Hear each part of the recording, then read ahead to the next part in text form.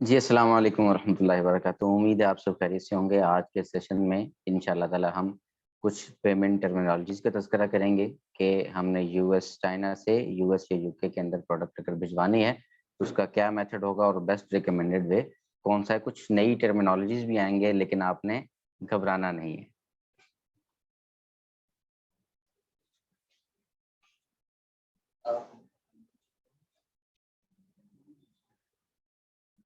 जी, कुछ freight forwarding terms आपके सामने अभी आ रही हैं।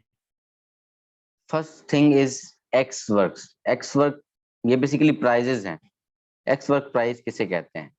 जब भी आप किसी सप्लायर से कॉन्टैक्ट करते हैं, उससे आप ये कहते हैं कि मुझे ये इन्वेंट्री मुझे कोटेशन दें। जैसे हमने हमने जब देखा था कि सप्लायर से हम कॉन्टैक्ट करते हैं और कॉन्टैक्ट करते हुए हम उससे कोटेशन माँगते हैं कि ये प्रोडक्ट मुझे कितने में बना के दोगे? आप उसे कहते हैं कि मुझे सिर्फ़ बनाने तक की चार्जेज़ दो। मतलब क्या? कि आप मुझे जो रेट देंगे, ये सिर्फ़ और सिर्फ़ आपकी सपोज़ आपके 5000 पीसेज़ आपने किसी प्रोडक्ट के बनवाने हैं, सिर्फ़ बनवा बनवा के उसकी फैक्ट्री के अंदर पड़े रहने तक के ये चार्जेज़ इनको क्या कहा जाता है एक्सवर्क प्राइस यानी उसके बाद से लेके उसके चाइना की पोर्ट तक जाना, पोर्ट से लेके हमारे यूएस या यूके के वेयर हाउस तक आना उसकी कोई रिस्पॉन्सिबिलिटी नहीं है। यानी उसके अंदर शिपिंग सिंपल वर्ड्स में अगर मैं कहूँ, तो ये सिर्फ़ और सिर्फ़ मैन्युफैक्चरिंग कॉस्ट है।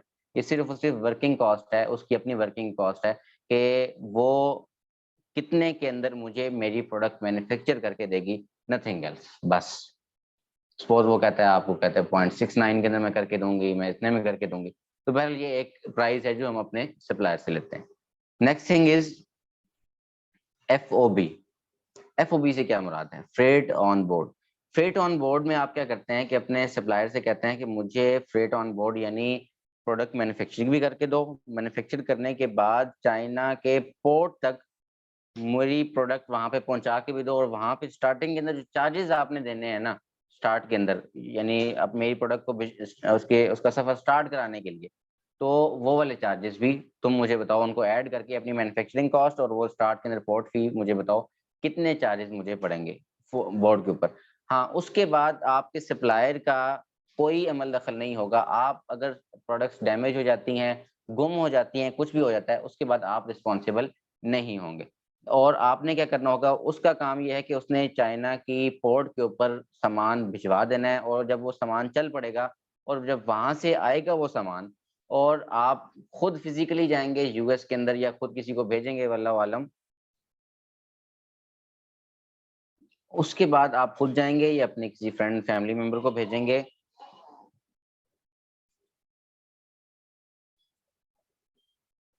कि मेरी वो प्रोडक्ट फलाँ शिप के ऊपर आई है, आप वहाँ से जाके उसको ले आएँ। तो बहरहाल ये इसे कहते हैं फ्रेट ऑन बोर्ड।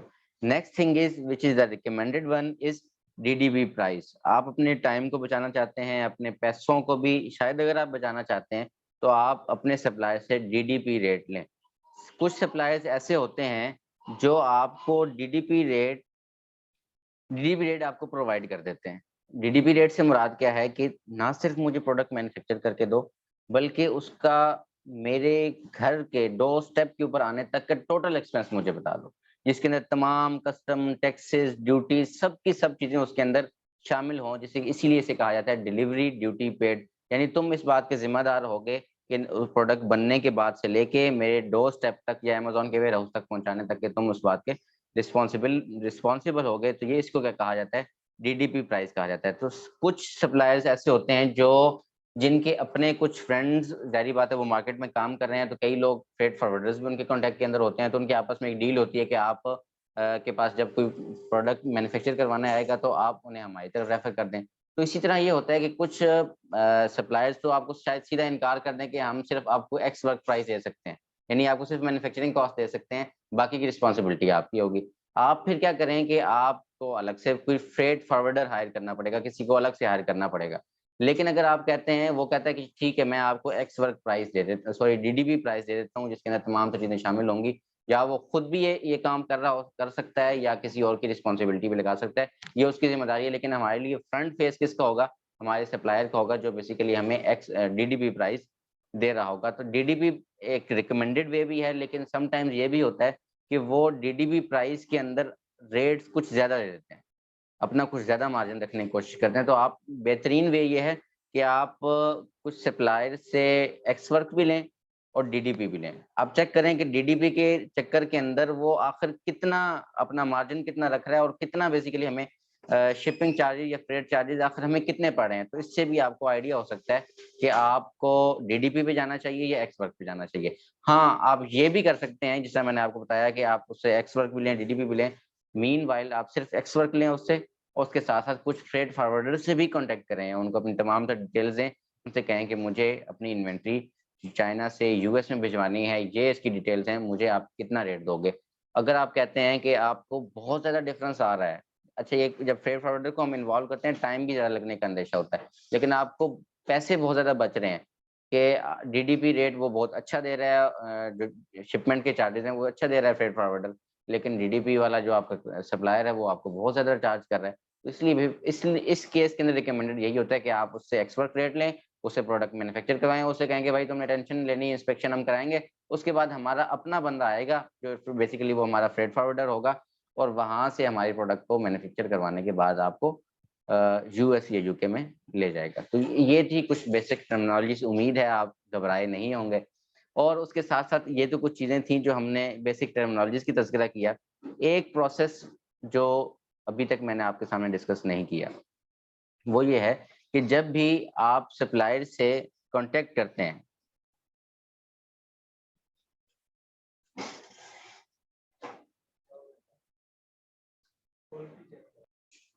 जब भी आप सप्लायर से कॉन्टैक्ट करते हैं, आपने कस्टमाइज़ सैंपलिंग कर ली, आपको प्रोडक्ट पसंद आ गई, अपनी पैकेजिंग के मुताबिक आपने प्रोडक्ट मँगवा ली, डन कर दिया एक सप्लायर को।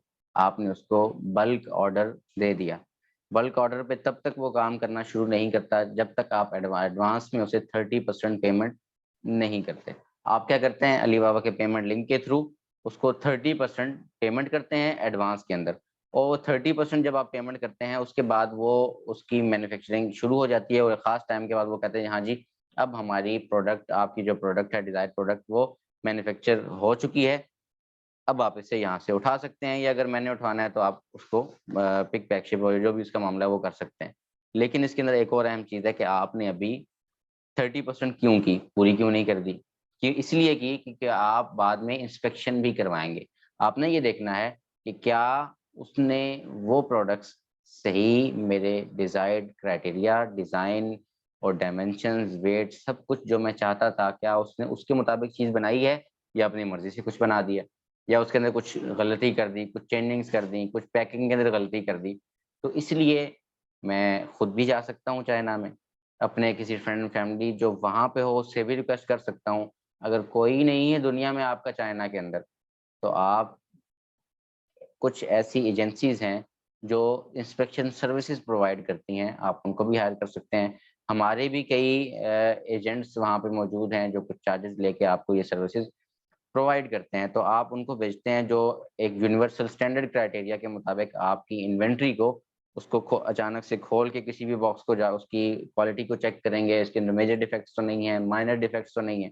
अगर आपकी इन्वेंटरी ओके हुई, तो वो रैंडमली कुछ चीज़ों को चेक करेंगे। अगर वो ओके हुई, तो वो आपको डन का मैसेज देंगे कि हाँ भाई इन्वेंटरी ओके है, आप इससे बाकी पेमेंट भी कर दें। लेकिन हाँ, अगर उसके अंदर कुछ एरर्स हुए, कुछ इश्यूज़ हुए, तो आप उसके रिस्पॉन्सिबल नहीं होंगे, बल्कि आपका सप्लायर होगा। आप उससे कहेंगे कि मुझे ये जो मेजर डिफेक्ट्स हैं, इनको सही करने की कोशिश करो, नहीं तो मैं इसकी पूरी के पूरे 5 के 5 तार पीस खुलवाऊँगा, उसके रिस्पॉन्सिबल आप होगे। लेकिन अगर वो इस बात से इनकार करता है या उसके अंदर बहुत बड़े-बड़े मेजर डिफेक्ट्स आते हैं, आपकी इश्यूज़ आते हैं आपकी इन्वेंटरी के अंदर, तब आप अपना जो इन्वेंटरी का ऑर्डर है, उसे वापस भी ले सकते हैं। किस तरीके से ले सकते हैं? इसी वजह से जो याद होगा आपको, हमने बात की थी कि हम ट्रेड एश्योरेंस के ऊपर काम करेंगे और वेरिफाइड सप्लायर के साथ काम करेंगे। अली बाबा खुद एज़ अ थर्ड पार्टी मामले में इन होगा और हमारी इन्वेंटरी वापस दिलवाएगा। तो ये बेसिकली सोर्सिंग का प्रोसेस था। जब वो डन होगी, हमारा फ्रेट फॉरवर्डर हमारी वहाँ से इन्वेंटरी को उठा के चाइना के अंदर चाइना से चाइना पोर्ट के थ्रू यूएस के यूके के अंदर भिजवा देगा। ये वो प्रोसेस था और उस प्रोसेस के बाद आप यकीनन आपको समझ आ गई होगी कि जब यहाँ से इन्वेंटरी यहाँ से जाएगी तो 35 से 40 दिन, अगर सी की हम बात करें, एयर की बात करें, 10 से 15 दिन भी लगते हैं। तो इतने टाइम के बाद वो इन्वेंटरी पहुँचेगी, लेकिन इस दौरान हमने बैठना नहीं है, सुकून नहीं करना, बल्कि अभी हमें बहुत से काम करने हैं। वो बहुत से काम क्या हैं, वो सर रज़ा आपको इंशाल्लाह उसके हवाले से गाइड करेंगे। आपने इस दौरान शिपमेंट प्लान भी क्रिएट करना है, अपने लोगोज़ के ऊपर भी काम करना है, फ़ोटोग्राफ़ी के ऊपर काम करना है, वीडियोग्राफ़ी के ऊपर काम करना है, लिस्टिंग के कंटेंट के ऊपर काम करना है। अभी तो बहुत से काम हैं करने वाले। तो बहरहाल ये कुछ चीज़ें थी जो अभी हमने सोर्सिंग के हवाले से स्टडी की थी। उम्मीद करता हूँ कि सोर्सिंग के तमाम कॉन्सेप्ट्स आपको क्लियर हो गए होंगे। इंशाअल्लाह ताला मिलते हैं अपनी नई वीडियो में। अस्सलामु अलैकुम व रहमतुल्लाहि व बरकातहू।